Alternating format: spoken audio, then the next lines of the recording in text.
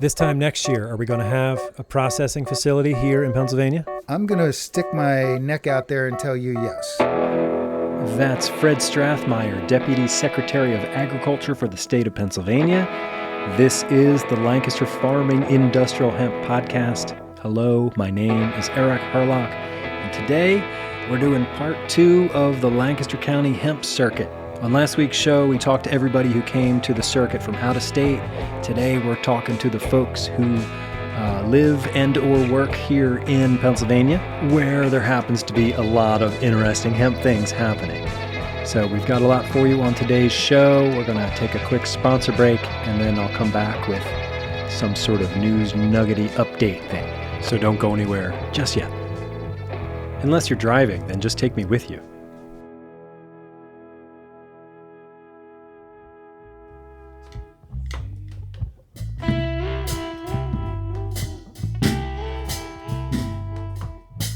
This episode is brought to you with support from IND Hemp in Fort Benton, Montana, where they believe in the goodness of hemp. IND Hemp is a family-owned, mission-driven industrial hemp feed, food, and fiber company that's bringing new opportunities to American farmers. Learn more at indhemp.com. This episode is brought to you by Forever Green, distributors of the KP4 hemp cutter. Introducing a revolution in hemp harvesting and setting a new standard for harvesting quality, speed, and efficiency. The KP4 prepares hemp for ideal retting and easy on-field tedding, raking, and baling. Easy to maintain and designed to withstand the punishments of hemp harvesting. The KP4 hemp cutter, available only at hempcutter.com. And a shout out to our friends up there in Massachusetts at Impactful Ventures. Go to impactfulventures.org to learn about the good work that they're doing. That's MPACTFUL ventures.org.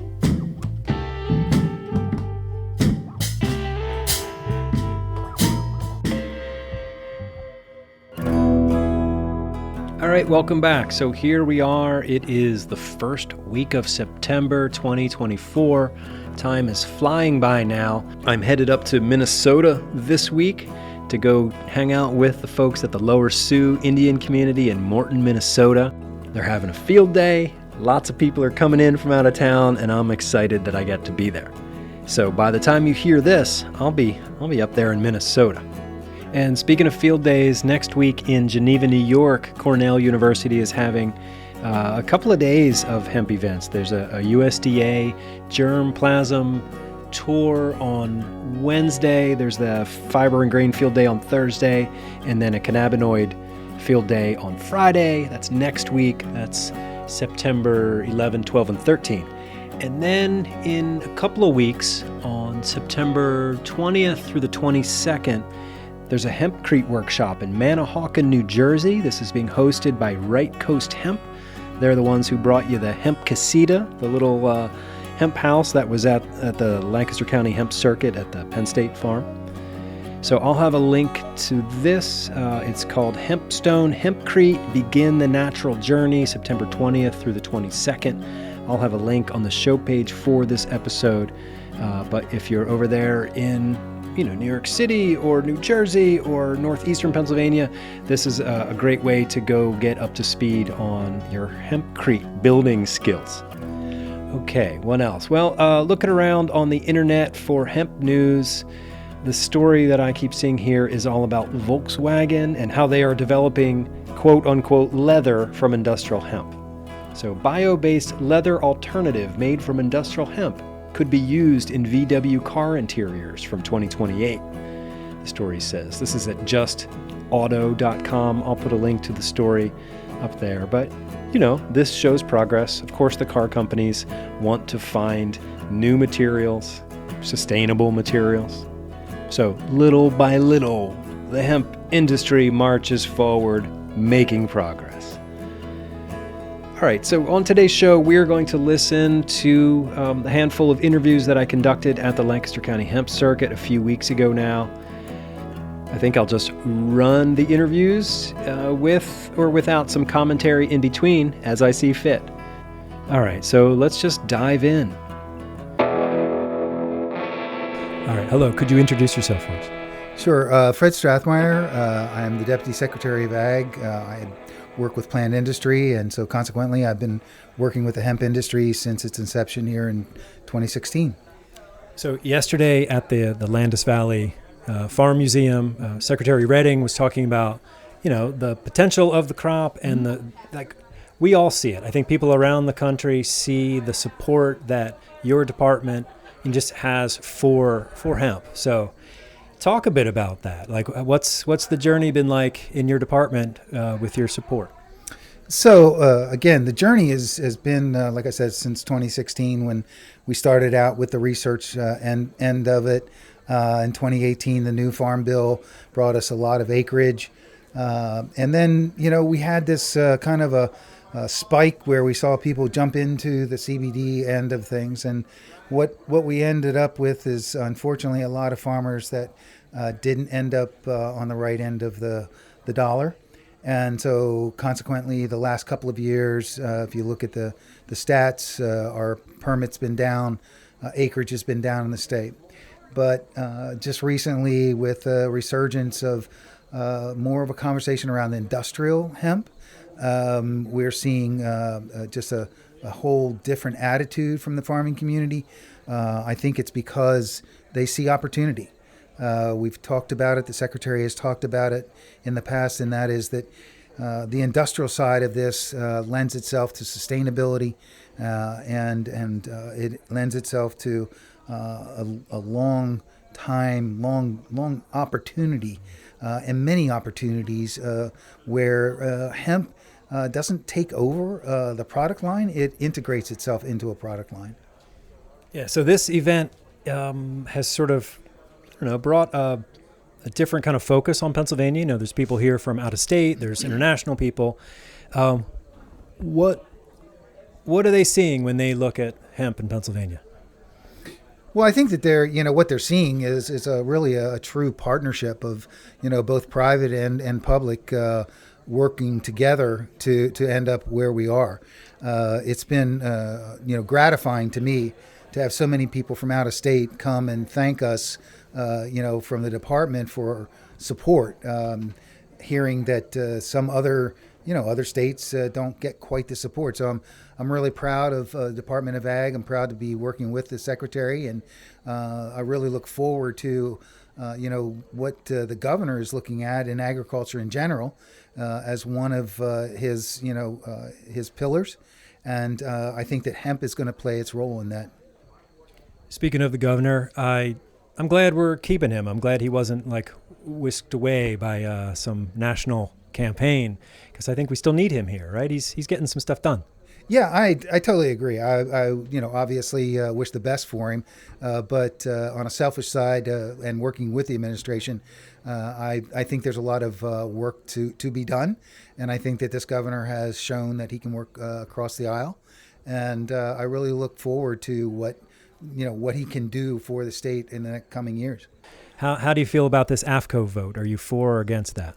Oh, definitely for. It's an opportunity, and it's a step in the right direction. It's I was working with Kreiders and Wengers, when they initially took on the project, and so it's really kind of the fruition of a lot of hard work and a lot of money that people have spent to get to where we are. As we heard yesterday from someone that's raising bison, there's an opportunity in different types of animals, from bison to cattle to sheep, lamb, wherever. That's Herb Grove up there out in Center County. Yes, sir. And it really gives me it gives me hope that on the federal side that we can get there. It's been proven it's healthy for these animals. And we just have to get through a few other pieces of the puzzle. This time next year, are we going to have a processing facility here in Pennsylvania? I'm going to stick my neck out there and tell you yes. All right. There you go. Fred Strathmeyer. You heard it here on the Lancaster Farming Industrial Hemp Podcast. Thank you, sir. Thank you very much, Eric. Do you want to go by a question? Yeah, well, we're going to wing it. But first, could you introduce yourself? Yeah, please. I'm Tarit Chatterjee. I'm the Director of Operations for Natural Textile Solutions and the Manager of Operations for Bast Lab. Excellent. So I have been hearing about you and the work that you're doing, trying to bring some textile processing here to the state, textile with hemp and flax. Can you talk a bit about that opportunity and where you are? Yeah, absolutely. I mean, we're working on getting together our facility for processing of materials, processing of hemp, processing of flax, natural fibers in PA. We picked PA specifically because of the knowledge and the protocols that go behind growing of these materials. But we have noticed that there is the demand in the market for textiles, for natural fiber textiles. There is a demand in the market for natural fibers and nonwovens and other various applications. So what we are pretty much trying to do is bridge that gap and build the supply chain that kind of needs to exist, because there is a big gap that exists between the farmers and the end users. There needs to be a processor in the middle. That's the gap we are trying to fill in the supply chain.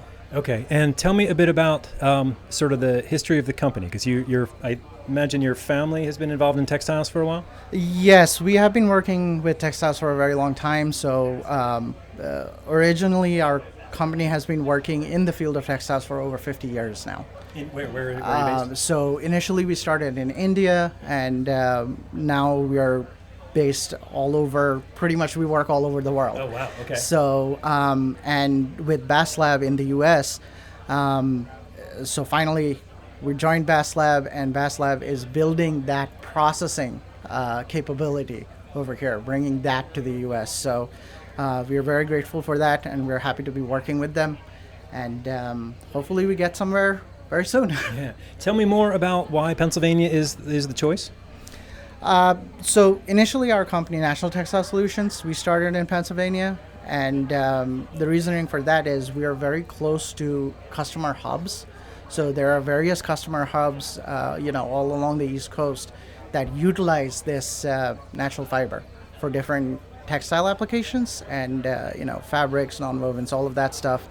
And Pennsylvania, we have noticed working with very good contacts that we have at Jefferson, like Dr. Kander and Alyssa from Penn State. We've noticed that the farming protocols, the way they approach the scenario of growing materials, is very scientifically based. It's backed by science, not just somebody saying that the cloud is on the left instead of the right, so the plants won't be good. Instead of that, it's a little better. It's more science-based. So that gives us the confidence to say that, okay, if we need a specific type of material, the experience of the farmers compared with the experience of these educators, we can get the material that we need to supply the market demand. All right, excellent. Well, thank you so much. I appreciate your time, and I wish you great luck. Thank you so much. Thank you. Dr. Alyssa Collins from Penn State. Hello again. How are you? Great. How are you doing? I'm doing okay. So here we are. It's the tail end of the Lancaster County Hemp Circuit, right? And your farm in Mannheim was stop number 3, right? The Twilight Walk. So can you tell me first about the event itself last night? Yeah, so last night was an opportunity to mingle amongst our multi-state variety trials, talk to some of the other folks that are doing those variety trials in other states, as well as local experts who are doing work in plant disease and entomology. And it was a nice place to stop and network as well among those varieties. Last night's event was kind of focused toward fiber, which I think is a nice way to sum up that day as we moved from the field into processing. And so at the end, we had some Q&A with a local processor who's going to be setting up here in the eastern part of PA, which I was excited to have. I think we talked to him today already, right? Great. And I know there's talk of flax in that conversation. What are you doing anything on the farm in Mannheim with flax? Yeah, so flax has come up a number of times in the last year, I would say. So one of the impetus for this has been that fiber processor who's interested in doing both flax and hemp, which is wonderful because then you have options, right? But there's another group of folks in Pennsylvania called the PA Flax Project, and they're very active on maybe a different scale of growing flax and processing flax and turning that into fiber materials. And so it came from both directions, this interest in flax. And so I have never grown flax before, and we're going to be putting in a flax trial here in the fall to overwinter into next year and just learn how to grow it and learn, what obstacles farmers might be encountering when they try to grow it so we can be helpful to them. Right. Cool. So you are a plant pathologist, right? And last night you were talking about sort of like the pests and diseases that fiber growers might face, and you were like, hey, good news, there's not too many. Can you sort of elaborate on the way I just sort of glossed over everything else you said? No, that's kind of the crux of what's nice about having multiple forms of hemp is that we do it for different purposes, and so we care about different parts of the plant when we're growing it. So when we're growing it for fiber, it's mostly that stem that we're concerned about. Do we need the leaves to make the stem? Well, yeah, we do need those solar panels. And so if they get a leaf spot, that's maybe a little concerning if it gets very intense. But for the most part, we don't need our plants to look beautiful coming out of the field. We don't need them to really have leaves. So if a leaf spot gets on it, maybe it's not the end of the world compared to the type that we're growing for floral hemp, where it does need to look good and it does need to be very clean. But that's a different show. We don't even talk about cannabinoids anymore. No, we sort of do. That's right. But even grain hemp is a little bit different still because there are disease-causing organisms that can get into that grain head and prevent the grain from forming properly or contaminate it if it is formed. Right. I heard about the vomitoxins you were talking about last night in the grain. That's right. So there is an organism called Fusarium graminearum. It's a fungus, and we deal with it in other crops like corn and wheat. And in those crops, it does something similar as it does in hemp, which is the fungus gets in through the flower, and then instead of producing a nice clean seed, it produces more fungus. And not only that, but that fungus can produce toxins. And so those toxins are not something we want in our food supply for either animals or humans. So that would be a concern that we would have for grain production, but not necessarily for fiber production. That's cool. Can you sort of compare and contrast one of those early twilight walks? Like, was it 2019 that it was like standing room only? What's sort of like the journey that your farm has been on since then until now? Yeah, so we kind of started with hemp before even 2019 and started doing some interest walks in the field. 2019, we had 400 people at our event, which honestly was a little overwhelming for us. Since then, numbers have been much more intimate. But last night's event was another swell in attendance, and I think we can attribute that to some of the excitement that's building around both grain production, now that we have expanded opportunities there, and fiber production as we see us getting steps closer to processing in the region. Farmers really, I think, want to grow a crop that they know they can be successful with and make a little money. And this is an option that, can give us other rotational crops than just corn and soybeans and wheat and some of our cover crops. So expanding there is something people still have interest in. Cool. All right, so this event has drawn people from all over the country and some international things. And so there's a sort of a new spotlight on Pennsylvania. Can you talk about Pennsylvania's place? Like, where does it fit in the puzzle, or where might it fit in the puzzle of the hemp industry? Yeah, I think Pennsylvania may be a bit unique in terms of our support from our state government, where we don't necessarily see that same level of support from other state governments for this industry. On the other hand, Pennsylvania has been fairly metered in jumping in to this industry, and we heard start slow and be careful so that no one gets burned, and I think that did a good job to lay a foundation that now we can build on. where people didn't get burnout.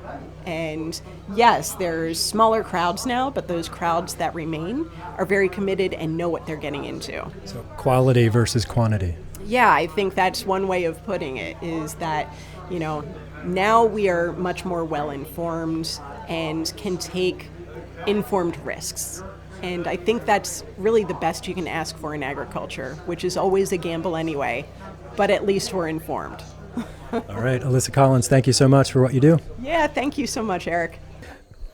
Okay, I'm here with Dr. Ron Kander, fan favorite. I think the episode where you've been on the show a couple times, Yes. but I think that initial one is one of our most popular episodes because you explain things so well.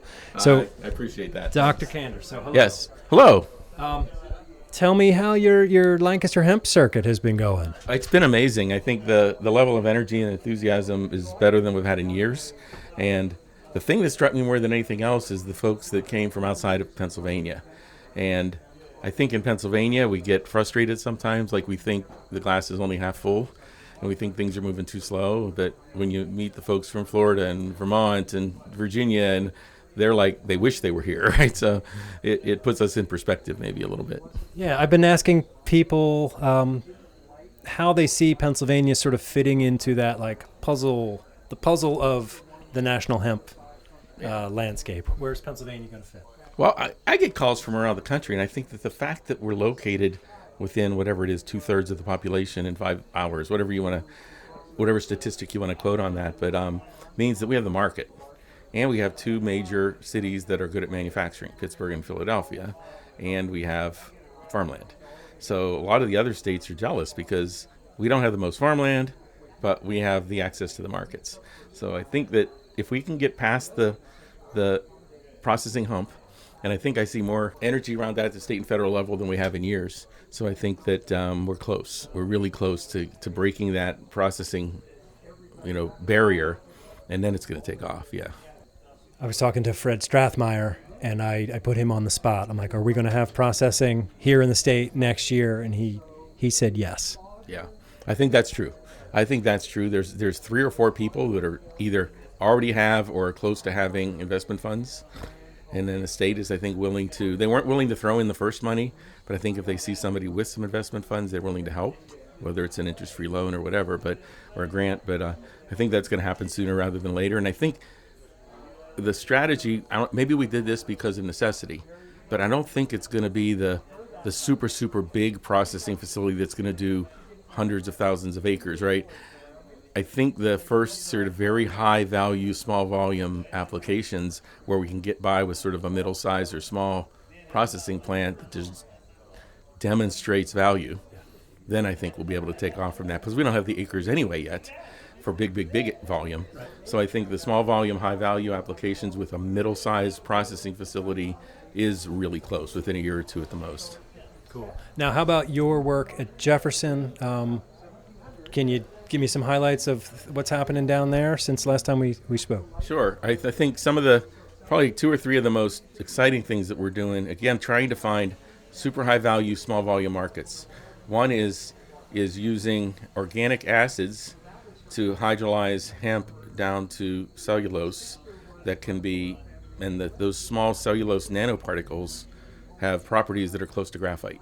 And you can imagine that as a reinforcing fiber now in like aerospace applications, right? And then we've actually taken that process even further, all the way down to glucose, to make sugars from hemp. And we've, believe it or not, fed those to a bacteria. And that bacteria produces a polymer as a waste product. Just like if you put these bacteria in a nutrient-starved environment, and just like we as humans store fat when we have a nutrient-starved environment, they store these little pieces of plastic that's called poly-3-hydroxybutyrate, P3HB. It's got the properties of polypropylene, but it's biodegradable. So if we can show a scalable way to make that, then that would really be the first cost-effective biopolymer. So that's one of the real exciting things we're doing. So you have these little bacteria that you feed hemp and they poop plastic? Is that what you just said? Yes, that's what I said. They store plastic in their cells, yeah. It's more, they don't so much poop it, it's like we put fat on when we eat too much. Right, I guess I added that part. Yeah, that's pretty good. I like it, though. Yeah, our bacteria poop plastic. I like that. That's a good tagline for the research group. Let's leave it right there. Dr. Ron Kander, thank you so much. My pleasure. It's great to see you here again. Hello, good morning. So are you a local farmer here in Lancaster County? No, I'm Joe from Joe's Machinery. Oh, you're not a farmer, you're a machinist. I'm a machinist. We rigged up the 4-bar hemp cutter. You did that, okay. Yeah. So Steve was telling me about that. Can you, what did you think when Steve came to you with that idea? Oh, it sounded exciting to me. Looks interesting. Yeah. And how was it putting it together? Pretty straightforward? Yep, there was no computer engineering. It's just all small brains together. Small brains can have a big brain effect, right? Yeah, so what's your role in it? Are you the owner. Okay, so do you do the design as well? Are you in there welding it together? I'm not welding together. I'm just watching the process and helping along with the little brain. Do you think the thing you built for Steve is something you could market? That's what I'm here to see about. All right, and what are your thoughts on industrial hemp now that the CBD boom has mostly left us? Well, I think the fiber hemp looks much more promising because 2x4s are almost a disposable item. You build a house and you build the next house and it's going to take a lot of fiber hemp. That's my thought. You think we're going to see fiber hemp used as lumber for structure? That's what I'm hearing, learning, seeing. I believe so. Yeah. There's a company in Kentucky called Hempwood that's making boards. Yeah. All right. So did you have any experience with hemp at all before Steve came to you? We've built planters when this hemp craze went through. We were building planters for the hemp industry. Yeah. Then that faded out and we just faded out with it. But now Steve got us to build this MER. That's basically what we're after, is the manufacturing side of these MERs. That's about all we have interest in on the hemp side, Okay. except watching. Yeah. So what other sorts of equipment do you build at your shop? So we build ag baggers, tobacco planters, and a lot of New Holland aftermarket parts. Okay. Are you serving mostly the plain community here in Lancaster County, or do you have a farther reach than that? No, we reach all over the U.S. Okay. and some foreign countries. Okay. Where's the farthest you have some of your machinery? Indonesia. Indonesia. Wow, that's on the other side of the world. All right. Well, Joe, it's nice talking to you. Thank you for your time today. No problem. All right. Hello, Sean House. How are you? Could you introduce yourself for us? I'm Sean House. And you're the hemp pretzel guy of Pennsylvania. I think you're famous, and it's an honor to talk to you because you're at all the hemp events, and you've been doing this for a very long time, right? Honestly, Eric, the number is 1-800-USE-HEMP. So we have been doing a long time. I have not been doing as many events as we've done in the past. But yes, certainly the Pennsylvania Farm Show since 2005. I've been there every year except during COVID. So yeah, for Pennsylvania, we've been sowing a lot of seeds of information and challenging things and trying to add value to a traditional Pennsylvania soft pretzel, which we have. And so that's all using the hemp seed grains. All right. Well, tell me about the pretzel. So the pretzels originally started with Ravona Pretzel Bakery in Hanover, Pennsylvania, and that was in 1998-99. And we changed the formulation with the advent of the hearts, the hemp hearts. And that was to Richard Rose, who had introduced that to us at a Hemp Industries conference. The government was trying to ban hemp foods from 2000-2004. At that time, I had bought the business from Ralph Amato. I was in Acres USA in 1997, and Ralph Amato, who originally developed the sourdough hemp pretzel, had saw me. And then I thought, food versus clothing, textiles, it's a consumable. And after I purchased the business, then we started working with Dutch Country Soft Pretzels for soft pretzel, mustard company for horseradish, hemp, and honey mustard, and other products. So it's almost the Forrest Gump of hemp food products to a degree. So yeah, it's been a long struggle. All right. Where do you source your hemp hearts from? Well, hemp seed, hemp flour, and hemp oil Lydecker? normally had been Canada. And then when Josh Heinrichsen, Lydecker? Josh Leidecker planted the first seed. I bought about 4,000 pounds of hemp flour from him. But I had always dealt with Canadians, Manitoba Harvest, Hemp Oil Canada, and I had also represented their product into Garden Spot food distributors and other companies. But now we're getting it from the Midwest. The goal actually is to get it from Lancaster County, Pennsylvania, or within this region. And we're getting closer to that after today's event. I think we're getting closer to some local grain, right? Yeah, and an interesting thing is the farmers had initially were greedy and jumped on the bandwagon about CBD. Were they greedy or were they desperate because dairy conditions are terrible? I think that's a good point, desperate. But again, the money which was pitched to them, and again, the Amish aren't greedy, but we needed a crop, and they went with CBD flour, which opened up the confusion to the market, which is fine. Our focus, company-wise, has always been industrial hemp, respecting the whole plant all the way through, but it's been about the grains. So this year, and I've been working with Steve Groff, the farmers are coming around more for the industrial hemp, and certainly the grains are an avenue that would be used and processed a lot easier than textiles for fiber or for fabric, things of that nature. Graphene, crete mix, the whole way to go, but you want to use agricultural waste first and not live and die on your hemp fields for creating your hemp crete. And it's just another avenue for construction. But our focus is on the grain because we can also make a wheat-free soft pretzel. And there are issues with people with gluten intolerance. So that's our focus along with other items. All right. So tell me the name of the pretzel brand and where people can find you. Well, first off, just you can go 1-800-USE-HEMP within the United States, and that's our toll-free 800 number.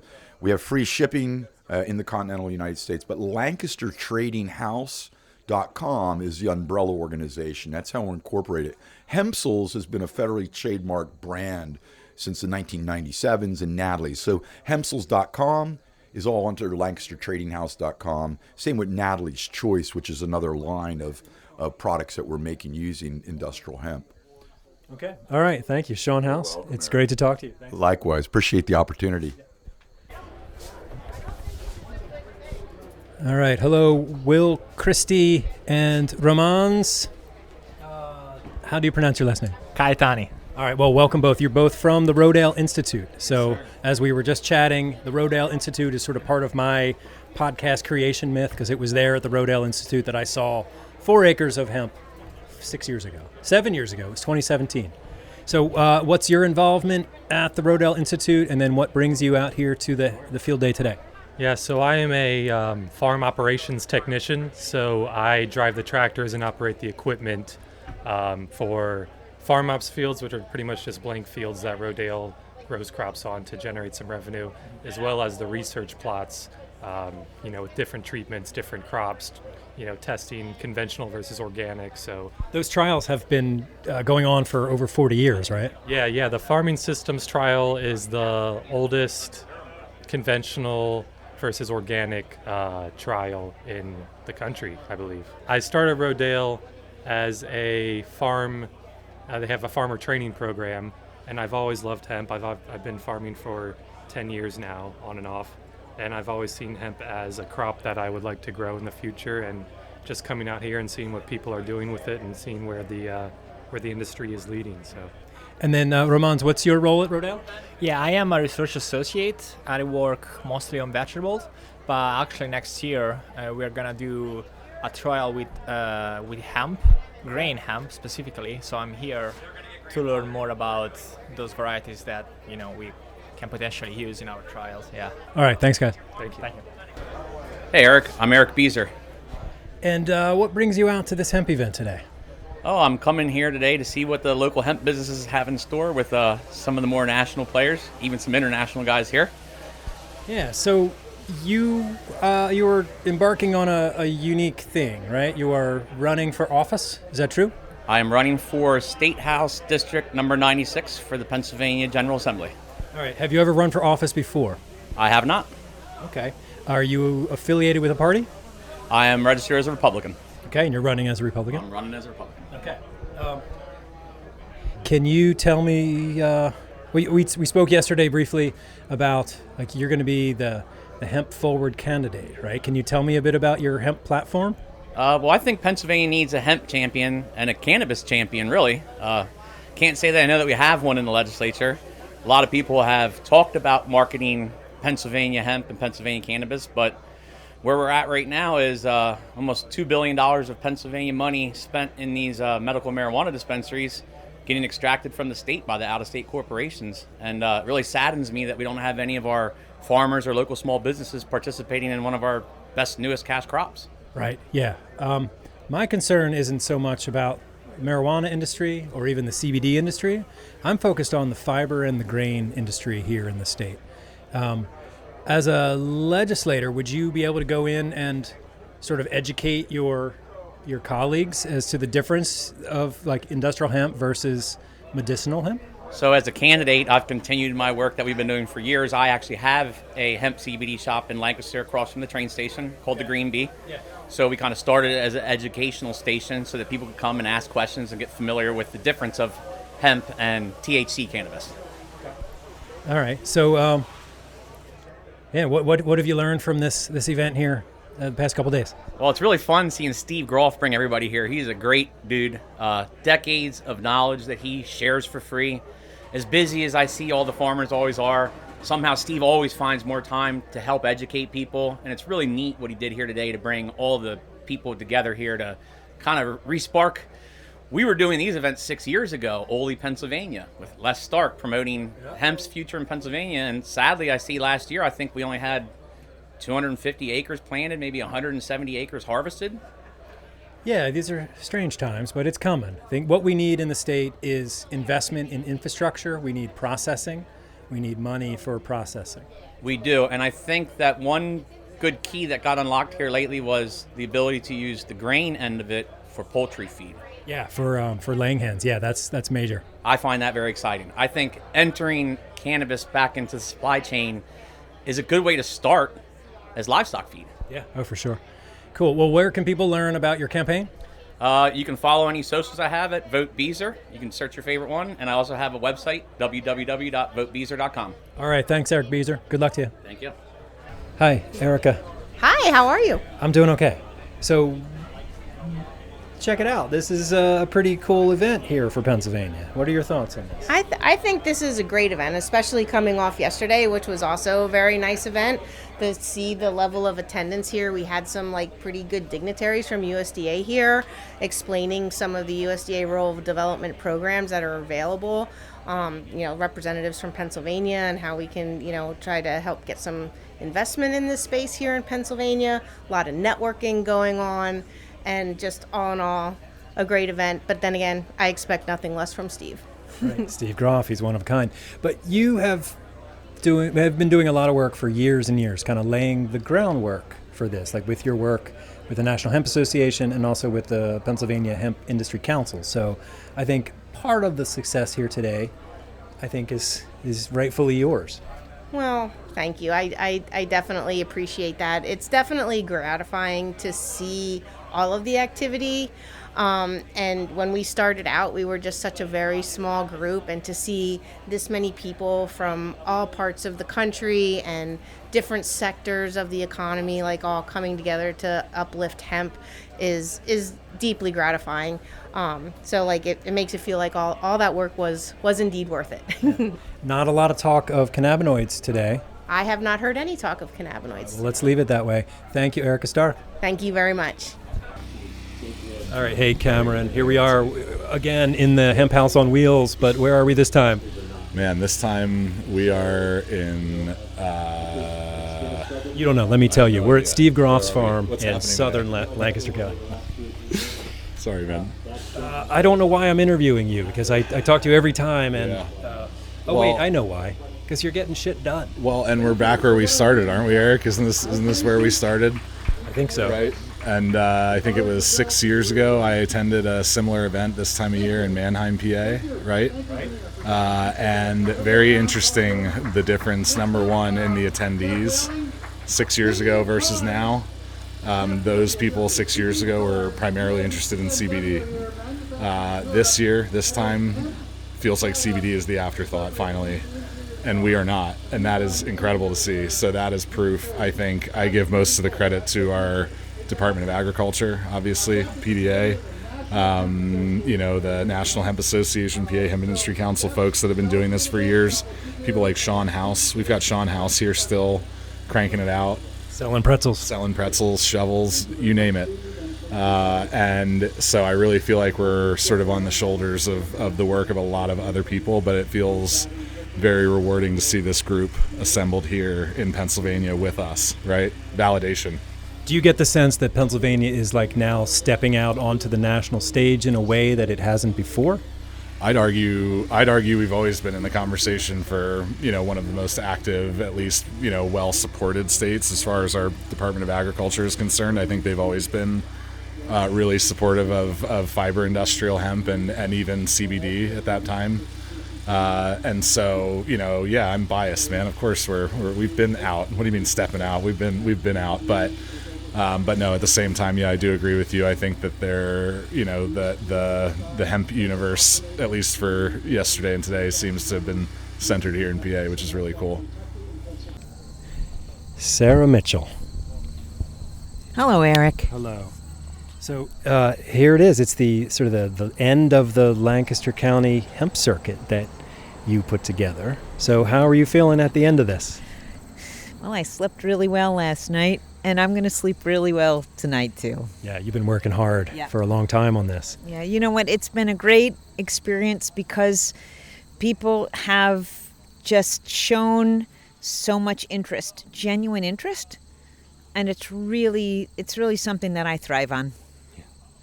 Yeah, so what were some of the highlights for you over the past couple days, or maybe people that you met, or conversations you had? What tell me the good stuff.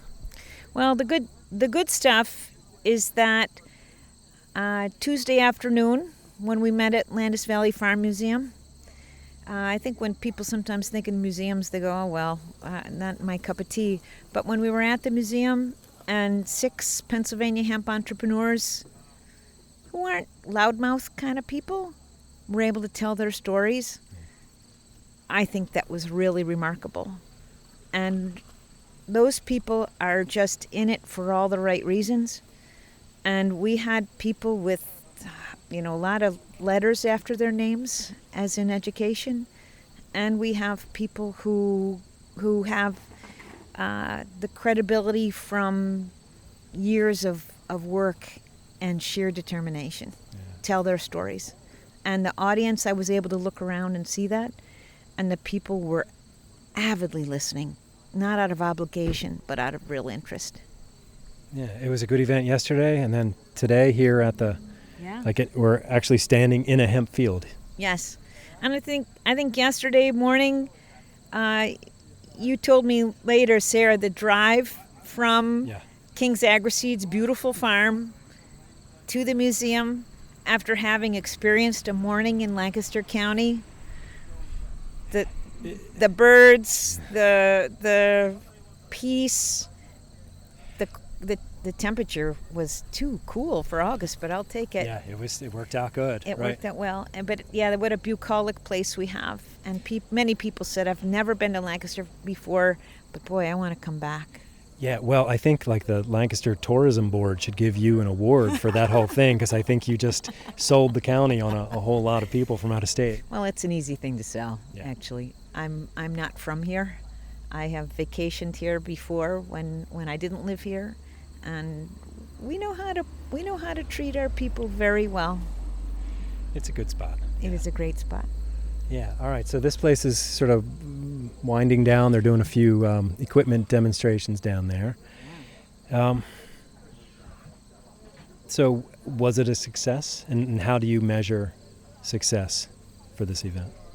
Boy, right on the surface, the energy that is still here. We're talking at 3 o'clock in the afternoon. We've been going since 8:30 yesterday morning. We went until 8:30 last night, back here at 8:30 this morning, and it's 3 o'clock. That is commitment. People came from all over. So they heard about it. They heard what we were talking about, what the program. My own boss, Tim Fritz, said, when I said, Tim, I can't believe the turnout that we have, he said, Sarah, it's a remarkable program.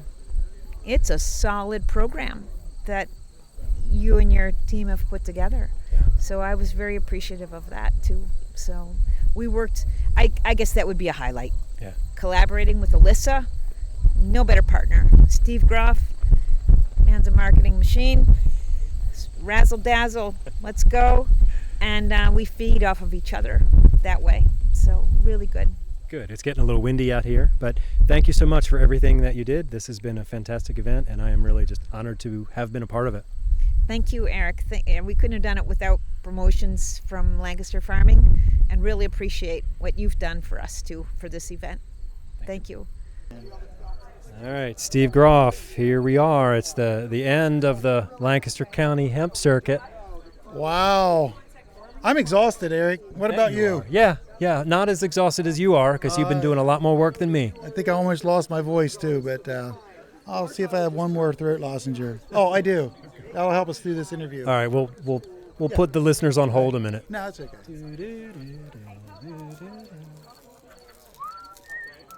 All right, ready.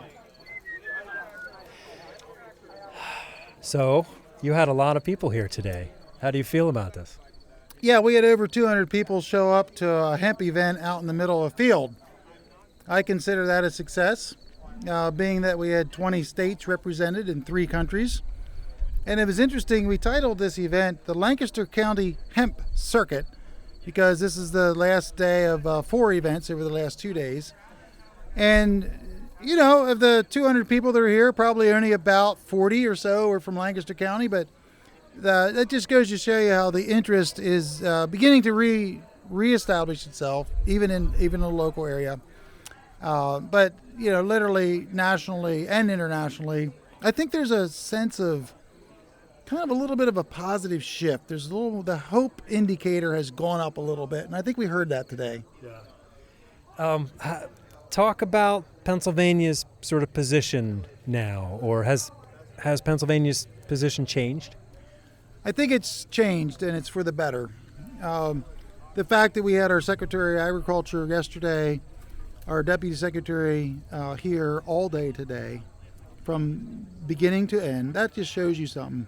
The fact that the Pennsylvania Department of Agriculture funded this event, and it made it essentially free for most people. So that is a tangible expression of support for the hemp industry, not just lip service.